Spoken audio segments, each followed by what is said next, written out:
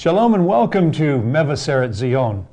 We're very pleased to be able to share with you a special program today, a special interview, and it's about a young woman who's making a big difference, and that's the name of our program, People Making a Difference. And Gordon Rawlings is making a difference in Israel. She happens to be our daughter-in-law, and we're very proud of her, but in her own right, she's really an Eshet Chayil, and in Hebrew that means a woman of valor. And we're going to meet her in just a minute, so don't go away. Hello, my name is Jay Rawlings, and for 30 years now I've produced films and documentaries as well as TV shows about Israel and her people. Today with IsraelVision.tv, our new broadband internet station, you can join our growing audience and enjoy hundreds of programs and news shows from Israel about Israel, keeping you informed and in touch, and it's for free. Enjoy Israel at your fingertips with www.israelvision.tv. Well, we're so pleased to be able to introduce to you someone that we love very dearly, and that is my daughter-in-law, Adi. We love you. And she's a special young lady who for many years has been a dance choreographer here in Israel, and her choreography has been seen on national television here, and it's been for the 40th anniversary of Jerusalem, and now for the 60th anniversary of the State of Israel. And you're in demand. Adi, tell us a little bit about what it is like to teach 1,000 kids how to dance. It's a lot of hard work, but it's very rewarding, especially when we're talking about kids. And we're talking about the kids of tomorrow, and we're talking about the next generation of dancers all over the world, here in Israel and all over. This group is the representative group of the Jerusalem municipality, the group that I work with. And the kids are chosen from all over the city. They come from all over the city. They're chosen, many auditions. They have to audition every year to continue with us. And once they're in for life. It's like a drug. We have You mean to say they go on right until they're adults, right? Right until the adults. We have the youngest group, which is the kids group. Then we have the youths group. Then we have the more professional group, which is the ages from 18 to 24. And then we have this group that is called the Rishonim in Hebrew, which means the first.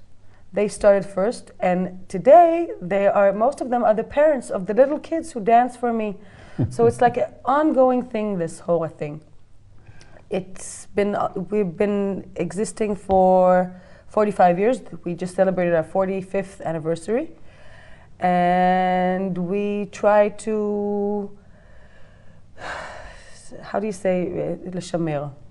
Oh, to encourage or to grow. To keep. To keep, yeah. To keep. A repertoire from all over the country. As you know, of course, you know, Israel is a very small state, and many people came here not long ago from all over the world. So we try to keep all the traditions and perform them. Yesterday, for example, we had a shoot on Kids TV it was a program about dancing. All the professional groups, all the professional companies from all over the country came and each performed. By the way, everybody gave one piece. We gave 7 pieces because it was because it's a kids channel, and these kids are, I don't mean to sound pompous, but these kids they're very good kids. Now, Adi, first of all, before we go on a little bit, I want our audience to know that you danced for President Bush, or your kids danced for President Bush when he was here recently. That's right. Also, you've just come back from Thailand at the invitation of the King of Thailand, and there you danced. And we're going to see some of that footage in a little bit, but I want to set the stage for our audience so they understand that in Israel, dancing is a major thing. I mean, we know that from the Bible, there's many references about dancing before the Lord, and David danced before the Lord, and how in the book of Psalms, as a part of praise to God, we're to dance. And so it's part and parcel of the Israeli soul to dance. There's a program on TV that's very popular called Nolad Born to Dance. Born to Dance. And it's kind of like American Idol, but it's only in Israel for dancers. And the best dancers come, and it's an amazing program. And probably the most people watch that of any other show on TV when it's on. Prime time. It's amazing. And you taught one of those young men that got to be number 2. More than one, yes. Or more than one. Okay. Yes, actually, this is the 3rd season, and on every season I had a student or a few students, which is very nice. Students or acquaintance, it's a very small world. It's getting bigger. We're getting a lot of publicity right now because of this program. But yes, I had students there, so I have to sit every week and watch it. But let me answer your question. Our traditional dance is the Hora dance. Hora is a Romanian step. It comes from Romania. And Hora means the step itself, which is cross to the front and then cross to the back. But the whole meaning of the dancing here, we dance mostly in circles. It's the holding hands, is the meaning of the people, togetherness of the people coming here and finally having their own country and their own land and peaceful life. So everybody hold hands and dance in circles, and that's what we're all about, the happiness. We perform, I mean, it comes from Eastern, it comes from the West, it comes from everywhere. The holding hands is our major issue. So, okay, that's very interesting. And we're showing, as you speak, we're going to show the people some of that.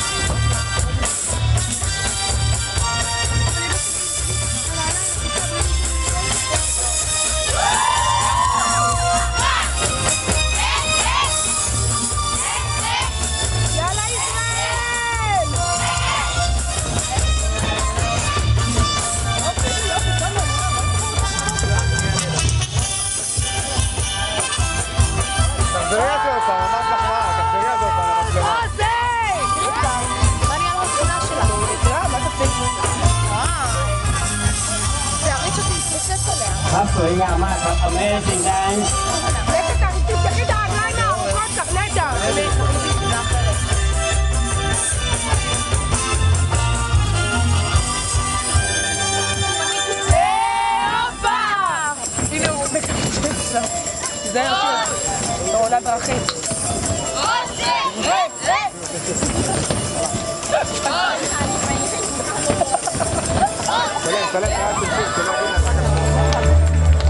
Wow, great.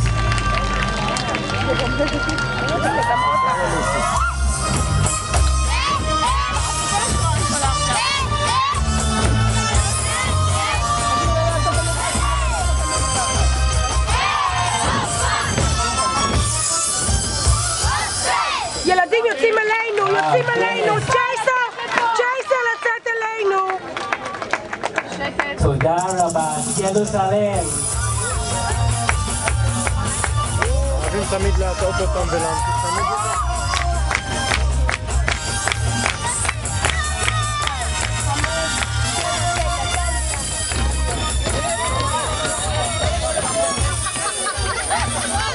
Wow, and present the certificate of appreciation to the leader of the group, Eddie.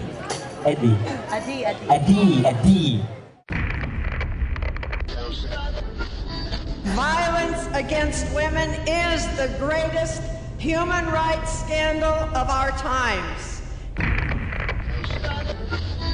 113 million to 200 million women around the world are demographically missing.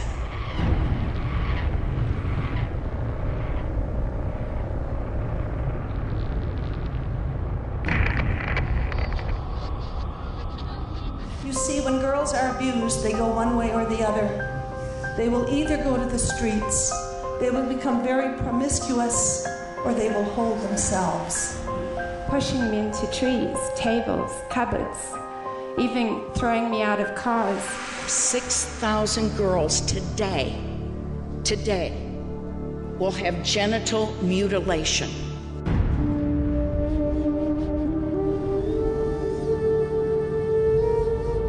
At its base, the war that we are fighting is a war of ideas. It is a war about the place of women, it is a war about the place of faith, but it is really a war about the place of life. This gathering is that the world might hear our hearts as we speak forth the word of deliverance for women globally. Speak out on behalf of women and become our sister's keeper. Tell us a little bit about, as a child growing up here, I mean, there must have been something that sparked that interest in dance at a young age. Tell us how that happened. I've been dancing ever since I can remember myself. Actually, it was my father who was born with the love to dance. My father lived in Hadera as a kid. They had orchards of oranges, and I mean, he was the first, my grandfather was the first person to bring avocados into this country because my grandmother wanted mangoes and they couldn't tell the difference between the fruit. So that's how avocados got here. And he used to ride a horse wagon, jump on a horse wagon and ride to see dance, not actually to take part of it, but to see ballet. He used to do folk dancing, but he used to actually jump on the wagon and go and watch ballet dancing. And he, through me, continued this love.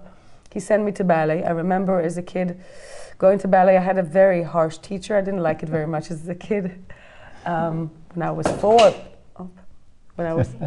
when I was 4 or 5, it was already twice a week. And then when it started, she was a very good teacher. It was the RAD method, which is the English teaching ballet method. And when I was 11, 12, they saw I was good, and they decided to pursue and send me to a very serious school. And then 4 times a week, where other kids were playing and going to the Scouts, I went on a bus. I took the bus to Tel Aviv and danced for every afternoon. And ever since then, that was my childhood. That was my childhood. That was my adult life. And now you have a daughter, little Leah, our granddaughter, and she got a gift recently of a tutu, a ballet tutu, and she put that thing on and didn't take it off for how many days? She takes it off. She wouldn't go to sleep without it. She went to sleep with a tutu, a diaper and a tutu. Well, I think that it's in your blood. Now, tell us a little bit about in Hora you have these Efrosim. Now, what does that mean in English? Little chicks. Efrochim are little chicks. So it's like the idea of coming out of the shell, and the children come out of the shell, and then they have to be taught. And when I see, we go to the concerts of that Adi's group put on, and I am amazed at how good those kids are. I remember when I was that age, I was really uncoordinated. And yet these children that you have taught are amazing. How does that happen? Well, they get education from a very small age, dancing education for a very small age. And we work many hours a week to pursue that. And by now, I have a group that, because we perform so much, because of the 60 to the country, and because we're the representative group, we get invited so much. You don't really have to, I mean, of course we constantly work, but it's so easy right now to tell them, okay, we're doing this, we're doing that, 1, 2, 3, and they understand it. We polish it and we clean it, but they're very professional. So they know the basics, all the basics you've taught them. And so when you decide you create a choreography, how do you do that? You think up what their moves they're going to do and then you find the music first, or do you find the dance first? I usually find the music first. I usually find music and I get inspiration from the music. That's the most important thing to me. And then do you see in your mind how the child or how the dance should be performed? I see shapes. Okay. I see shapes, which is a problem because when I go home and my husband wants to listen to music, I sometimes don't let him because I just sit there and think of shapes. And or you're up dancing and practicing at home. Yes. I've seen you do that. So that's a bit hard, the music part sometimes. I can't hear music anymore. It's all about work. Yeah. But it's usually through the music. I see, first of all, I see the shapes, and then I get down to the little details. And then just this year, or just at the end of last year, you had a Hanukkah party at Amitai School. That's your son. Mm-hmm. He's now 7. He danced a beautiful dance, and he did very well. We were very proud of him. That's right. So it's both your daughter and your son now.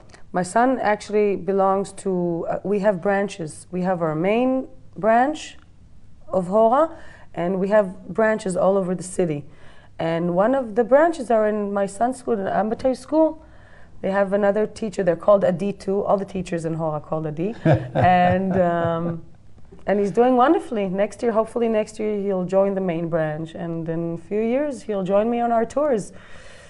We just came back from Thailand, as you know. Tell us about that. How did that come about? We got an invitation. We usually get invitations through the embassy or the foreign ministry. We got an invitation from the embassy, and we went to a festival in Thailand. We were invited to a festival in Thailand before we visited Bangkok and performed there too, through the embassy in a Thai school. When you say the embassy, you mean the Israeli embassy? The Israeli embassy arranged it, and we were supposed to be performing in front of the king, but his sister died, and they have 100 days of mourning. So his cousin came, a little beautiful little lady, and you met her? Yes, of course. And we performed in front of her. They like all the rituals, Saudi, Sawadika. They all have every performance you have, no matter where, they have a couch in front of they have the audience, and then they have a little couch for the honored guest, little couch that you sit on with and of course, all the royalty sit there on, the guests of honor sit there, and of course the Israeli kids are very nice, but manners are not their strong side. So you see all our kids sitting there on the couch. So. So do you have any problems with discipline or anything? More off stage than on stage. On stage, they're very professional. I mean, usually we have Secret Service guys accompanying us to every trip. For security. Yeah, for every trip we go. And they're so amazed. The kids are so small, and they say the change between the loudness in the bus when we travel and the fun they have, and then they say that it's unbelievable that 11, 12-year-old kids, the minute they put on their costumes, they change. Yeah. They become professional, they know what to do, they know where to look, they know when to smile, they know when to be quiet. It's amazing. Yes. It really is amazing. And I think what these kids go through in these trips are the friendships, because it's boys and girls together. The friendships and the relationships and the hard times we sometimes have to go through, accommodation-wise, food-wise, the stress of performing every day, and what they go through is amazing. But it must teach something. You're not only teaching dance, you're teaching the children how to mature, how to accept responsibility, how to be on time, how to, it's like a learning experience, isn't it? Yes, they get punished when they don't show up on time for rehearsal, really, abroad, right now in Thailand. They get punished if they don't perform. Yeah. If you're not there for rehearsal on time, you don't perform. If you don't have the right clothes on, you forgot an item.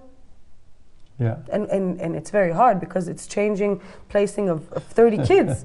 No, you go there, you're placing, and the nice thing, they take it very humbly. I mean, they know that they're wrong, and they just sit there quietly. You are, and we would say in Hebrew, the mefakadet. You are the officer. Like that's an expression for an army term, but you have a natural leadership ability anyway, and so that's a blessing.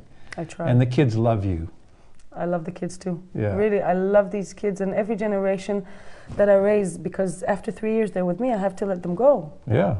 And that is very hard. This year I have a very large group of kids, huge, that is going on, and it's going to be, every year it's like a hole. Yeah, yeah. So that's a great contribution to the society here. And tell us a little bit about the 60th anniversary celebrations. This year we're celebrating the 60th birthday of Israel, and what we do is, it's called in Hebrew Tekes Adlakat HaMasuot, which is the lighting of which is the main Independence Day ceremony in Har Herzl and Herzl Mountain. And what we do there is, it's like, it's a hard day, because a day before Independence Day is our Memorial Day for all the victims of all the wars. So we have the Memorial Day, and then the evening, you're all of a sudden supposed to be happy. So usually we have a few parts there. Our children like represent the going from the sad to the happiness. Mm-hmm. We usually have the kids going on and dancing, a lot of kids. And this is right on national television. National TV, national television, primetime, live. So everybody in the country basically is watching that. Everybody. So we're practicing for that right now. And this year, because it's the 60th birthday, they want even more kids and they want even more work. And do you have any other trips planned at the moment? Well, actually, we've been in contact with Nepal to go. And the last we heard, yesterday actually, on the mail we wrote to Belgrade. We got a response from Belgrade, and there's a big festival there in July. We're considering. Okay. We just came back. We're tired. Listen, Adi, we are so proud of you. And ladies and gentlemen, when you think about Adi, by the way, her name means jewel, my jewel. And she is a jewel. When you think about her, I want you to pray for her, because first of all, this is not an easy job. Secondly, she has her own children to look after. Thirdly, she has a husband. Fourthly, she has her family, the house responsibilities, and all of that combined, plus the kids and the responsibilities of Hora. It's a huge job. And you know, if you want to see a description of this young lady, you have to go to the book of Proverbs, chapter 31, from verse 10 to 31. And this describes a woman of valor. And it says there, who can find a virtuous woman, or a woman of valor, whose value is far above jewels or rubies? And this I see as really an example of this young lady. And I ask you to pray for her, because it's not an easy job, because also the government, or the city hall, is saying the budgets have to get smaller, and they're cutting back on expenses, when this is such an amazing contribution to the lives of so many young people. So I really ask you to consider praying for this young lady. We thank you so much for being with us. Pleasure. And we want to invite you to come back whenever you have time and tell us what the latest happenings are with the Chicks, the Hora dance group in Jerusalem. Ladies and gentlemen, don't go away. We'll be back right after this. Hello, my name is Jay Rawlings, and for 30 years now I've produced films and documentaries as well as TV shows about Israel and her people. Today, with IsraelVision.tv, our new broadband internet station, you can join our growing audience and enjoy hundreds of programs and news shows from Israel about Israel, keeping you informed and in touch, and it's for free. Enjoy Israel at your fingertips with www.israelvision.tv. Well, I'm sure you'll agree that was a wonderful, inspirational interview with Adi, and how she is working continually with these young people here in Israel to bless them. And you know, ladies and gentlemen, we would invite you also to be a part of building up Zion. It says in Psalm 102, when the Lord builds up Zion, he will appear in his glory. So this miracle of the return of the Jewish people to Israel is a part of building up Zion. And it's pointing to the coming of this wonderful day when the Messiah will rule with peace all over planet Earth. It's what we're all longing for. And you can help in doing that by first prayer, And secondly, you can help us by participating with us to send out the good news from Zion. I'm sure if you'll pray, you would have a desire to want to help in that very special project. You can do it. Send us your best offering, and I believe God will bless you. You can simply help us by 3 ways. Number 1, go on the web, israelvision.tv, and there's a donate button there, or by going on email and contacting us for partnership information, or by sending us a check in the mail to our P.O. box that's appearing on the screen. And we appreciate so much those that have sponsored us and helped us to do this holy task of sending out good news from Zion. We want you to be a part of that. Thank you very much, and God bless you from Zion.